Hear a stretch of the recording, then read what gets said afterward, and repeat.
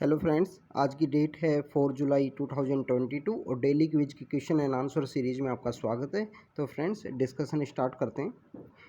First question is all about the योग्यकर्ता जो principal है उससे रिलेटेड है। तो फ्रेंड्स, अगर बात करें योग्यकर्ता प्रिंसिपल की, तो योग्यकर्ता प्रिंसिपल 2006 के अंदर एग्जिस्टेंस में आया और इस प्रिंसिपल के अंदर बताया गया है कि किसी भी पर्सन से हम डिस्क्रिमिनेट नहीं करेंगे उसकी सेक्सुअल ओरिएंटेशन के ग्राउंड के ऊपर या उसकी जेंडर आइडेंटिटी के ग्राउंड के ऊपर। तो ये एक फंडामेंटल और यूनिवर्सल प्रिंसिपल है about the freedom of sexual orientation से रिलेटेड है। तो gender identity and sexual orientation इसका राइट आंसर होगा। ट्रेड से रिलेटेड नहीं है, हेल्थ से रिलेटेड नहीं है, इन्वायरमेंट राइट से रिलेटेड नहीं है, तो ये तीनों तो इनकरेक्ट हुए। तो D is the correct answer friends. अगर हम इंडिया के अंदर LGBT राइट्स की अगर हम बात करें, तो इंडिया के अंदर LGBT राइट्स की अगर जर्नी की बात करें तो फ्रेंड्स, इंडिया का जो सेक्शन 377 है आईपीसी का, वो बताता है डीक्रिमिनलाइज, स्टार्टिंग में डेट डिक्लेयर द क्रिमिनलाइज करता था होमोसेक्सुअलिटी को। इन 2009 में फिर क्या हुआ फ्रेंड्स कि एक केस आया, नाज फाउंडेशन का केस जिसको बोलते हैं, नाज फाउंडेशन केस। तो नाज फाउंडेशन केस के अंदर फ्रेंड्स ये हुआ कि जो दिल्ली का हाई कोर्ट है, दिल्ली का जो हाई कोर्ट है, दिल्ली के हाई कोर्ट ने जो LGBT राइट्स हैं सेक्शन 377 को डीक्रिमिनलाइज डिक्लेयर कर दिया कि 377 डीक्रिमिनलाइज है। उसके बाद में एक जर्नलिस्ट थे सुरेश कुमार कौशल ने एक केस फाइल किया इन द सुप्रीम कोर्ट के अंदर एक केस फाइल किया, सुरेश कुमार कौशल वर्सेस नाज फाउंडेशन। तो 2013 के अंदर ये केस आया। 2013 के अंदर जब ये केस आया तो जो हमारे ऑनरेबल सुप्रीम कोर्ट ने बोला कि जो LGBT राइट्स है वो एक माइनॉरिटी कम्युनिटी है, लिटिल बिट 20,000 या 1 लाख के अराउंड पीपल्स हैं। तो उस टाइम में उन्होंने इस केस को रिवर्स किया जो दिल्ली हाई कोर्ट ने दिया था, और that LGBT rights declare as the उसको क्रिमिनलाइज कर दिया, फिर से रिक्रिमिनलाइज कर दिया गया 2013 में।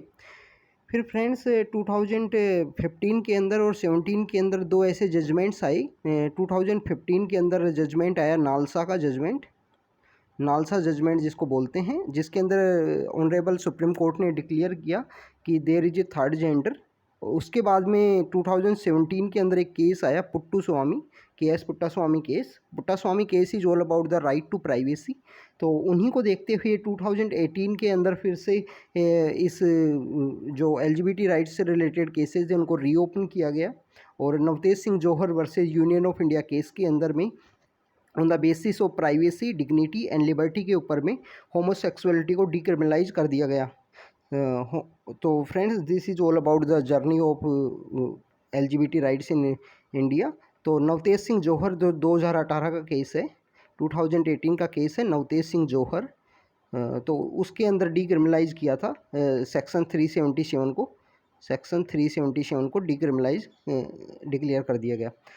सो friends, let's move to the next question is about the NIA के बारे में है, नेशनल इन्वेस्टिगेशन एजेंसी, जो हमारा 2008 के बाद में इस्टेब्लिश हुआ आफ्टर द मुंबई जो अटैक हुए थे, 26/11 जो अटैक इंडिया के अंदर हुए थे उनके बाद में। सो ये इस्टेब्लिश आफ्टर 1962 वॉर के बाद में नहीं हुआ। जनरल कंसेंट तो CBI के अंदर रिक्वायर होती है फ्रेंड्स।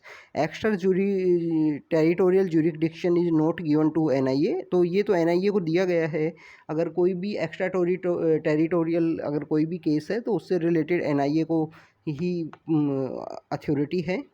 अगर हम NIA की बात करें फ्रेंड्स, NIA एक सेंट्रल एजेंसी है जो इन्वेस्टिगेट करती है और प्रोसिक्यूट करती है offence related to the sovereignty या सिक्योरिटी ऑफ इंडिया। तो NIA की अगर बात करें 2008 के अंदर ये इस्टेब्लिशमेंट में आया। इसके बाद में अगर हम बात करें तो ये एक सेंट्रल एजेंसी है, वो एक और काम करती है as a central counter terrorism law enforcement agency के रूप में। इसके अलावा फ्रेंड्स, अगर एटॉमिक और न्यूक्लियर से रिलेटेड कोई भी अगर केस है, तो एटॉमिक पावर या न्यूक्लियर से रिलेटेड कोई भी केस है तो उनको NIA ही हैंडल करती है। तो एटॉमिक एनर्जी एक्ट 1962 और UAPA जो एक्ट है 1967 के अंदर जो UAPA एक्ट आया था, अनलॉफुल एक्टिविटी प्रिवेंशन एक्ट है UAPA 1967 का 1967 का। तो इन सब केसेस से रिलेटेड जो भी ऑफेंस हैं उनको एनआईए ही हैंडल करती है, नेशनल इन्वेस्टिगेशन एजेंसी। अगर हम केसेस की बात करें तो नेशनल इन्वेस्टिगेशन एजेंसी का अगर हेडक्वार्टर है तो वो दिल्ली के अंदर लोकेटेड है। इसके अलावा इसके रीजनल ऑफिसेज भी हैं। इसके अलावा जो एनआईए के जो केसेस होते हैं, जो एनआईए के स्पेशल कोर्ट्स हैं, एनआईए के स्पेशल कोर्ट्स हैं, उन्हीं के अंदर में इन केसेस को देखा जाता है। 2019 के अंदर नेशनल इन्वेस्टिगेशन एजेंसी के एक्ट को फिर से अमेंड किया गया और इसके अंदर बहुत सारे और भी ऑफेंस हैं जिनको ऐड किया गया। अगर हम बात करें human trafficking, counterfeit currency, cyber terrorism, इन सब और भी ऑफेंसेस हैं जिनको ऐड किया गया।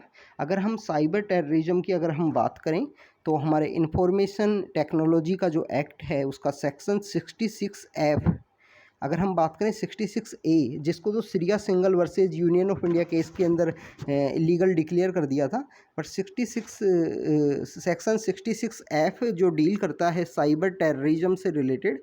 अगर आप साइबर का यूज़ करते हुए कोई भी टेरर एक्टिविटी को स्प्रेड करते हो तो उसको इस सेक्शन में दिया गया है। तो इन सभी चीज़ों को भी एनआईए ही हैंडल करता है। और इसके अलावा अगर हम बात करें तो इंडिया में साइबर टेररिज्म के बारे में तो बताया है, बट इंडिया के अंदर कोई भी डाटा प्रोटेक्शन का लॉ नहीं है। सो डाटा प्रोटेक्शन के लॉ से रिलेटेड अगर हम बात करें तो यूरोप से रिलेटेड हम एक कानून लेके आ रहे थे जो जीडीपीआर। एक बार यूपीएससी के प्रीलिम्स में भी इससे क्वेश्चन पूछा गया था, GDPR related to which country. So हम this is all about the NIA. D इसका आंसर होगा correct. So friends let's move to the next question. और इसके अलावा अगर एक्स्ट्रा टेरिटोरियल कोई केस है, अगर इंडिया से बाहर या कोई दूसरी कंट्री के अंदर कोई केस है तो वहाँ भी एनआईए ही स्पेशल एजेंसी है जो इन्वेस्टिगेट करेगी। इसके अलावा फ्रेंड्स अगर हम बात करें जनरल कंसेंट की, तो जनरल कंसेंट जो है जो सीबीआई के अंदर है, CBI was establish under the Delhi police establishment special police establishment act 1946 के थ्रू एस्टेब्लिश हुआ था। Let's move to the next question friends. Next question is about the Alluri Sitaraman Raju के बारे से रिलेटेड है। तो फ्रेंड्स अगर हम बात करें अल्लूरी सीतारमन राजू ने इनमें से कौन से इवेंट के अंदर पार्टिसिपेट किया, तो रंपा रिबेलियन ओनली है। एका की बात करें तो ये तो यूपी के अंदर हुआ था, और अगर हम संताल की बात करें तो ये ईस्टर्न इंडिया के अंदर हुआ है, बंगाल और जो प्रेजेंटली उड़ीसा का एरिया है वहाँ पे। अगर फ्रेंड्स हम अल्लूरी सीतारमन राजू जी की अगर हम बात करें तो 1882 का जो मद्रास फॉरेस्ट एक्ट था, जिसके अंदर जो हमारे जो ट्राइबल कम्युनिटी हैं या जो कम्युनिटीज़ फॉरेस्ट के अंदर रहती हैं उनकी कुछ एक्टिविटीज़ को बैन कर दिया था, उनके फ्री मूवमेंट को भी रेस्ट्रिक्ट कर दिया था। 1882 का मद्रास फॉरेस्ट एक्ट है, 1882 का मद्रास फॉरेस्ट एक्ट है जिसने ये सब किया। तो उसके अगेंस्ट में अल्लूरी सीतारमन राजू जी ने आवाज़ उठाई कंटिन्यू। और इसके अंदर इनका जो ट्रेडिशनल एग्रीकल्चर प्रैक्टिस था जिसको बोलते हैं पोडू, जिसको शिफ्टिंग एग्रीकल्चर भी में काउंट किया जाता है, पोडू, जो आंध्र प्रदेश वाले एरिया के अंदर लोग किया करते थे, तो उसको इन लोगों ने इंग्लिश पीपल्स ने, जो ब्रिटिश पीपल्स थे, उन्होंने इसको बैन कर दिया। तो उसके अगेंस्ट में 1922 में एक रिबेलियन को ऑर्गेनाइज किया। रिबेलियन का नाम है रंपा रिबेलियन। अगर हम रंपा रिबेलियन की अगर हम बात करें तो इसको मान्यम वेरुदू नाम से भी जाना जाता है। मान्यम इज़ अबाउट द जंगल या फॉरेस्ट के बारे में बोला जाता है, मन्यम। सो जो अल्लूरी सीतारमन राजू जी को मन्यम हीरो या वेरुडू के जंगल के हीरो के रूप में भी पूजा जाता है, जंगल के हीरो के रूप में। So A is the correct answer है इस क्वेश्चन का।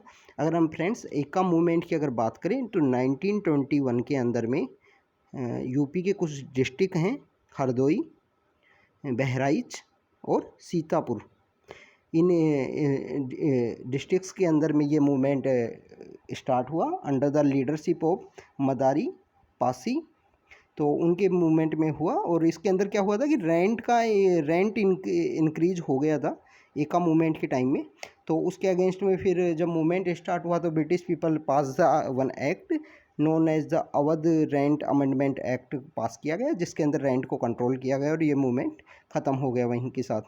अगर हम संताल रिबेलियन अपराइजिंग की अगर बात करें तो 1856 में, जस्ट बिफोर द 1857, तो 1856 के अंदर में संताल अपराइजिंग 1855 से 56 में ये अपराइजिंग को हेल्ड हुआ। और अगर इसके लीडर्स की बात करें तो सीडो एंड कानू जो ब्रदर्स थे वो इसके लीडर्स थे, और इसमें आउटसाइडर्स को ये लोग डिकू बोला करते थे।